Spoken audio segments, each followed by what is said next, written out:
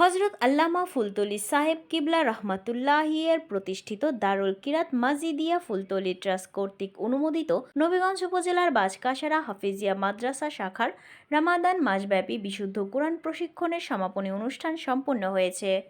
হবিগঞ্জের জেলা প্রতিনিধি মোহাম্মদ সেলিম উদ্দিন জানান, এই উপলক্ষে শুক্রবার বিকেলে বাজকাসারা হাফিজিয়া মাদ্রাসায় মাসব্যাপী এই কোরআন প্রশিক্ষণের সমাপনী অনুষ্ঠান সম্পন্ন হয়। মাদ্রাসা পরিচালনা কমিটির সভাপতি মোহাম্মদ আবু ইউসুফের সভাপতিত্বে অনুষ্ঠানে স্বাগত বক্তব্য রাখেন বাজকাসারা হাফিজিয়া মাদ্রাসা দারুল কিরাত পরিচালনা কমিটির নাজিম মাওলা হাফিজ কারি আবু জাফর রহমান।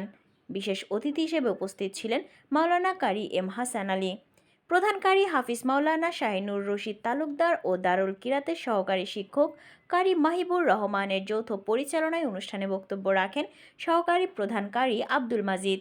অনুষ্ঠানে উপস্থিত ছিলেন বিশিষ্ট মুরব্বী হাজী আলাউদ্দিন, রেজাকুল্লাহ, হাজী তাইদুর রহমান,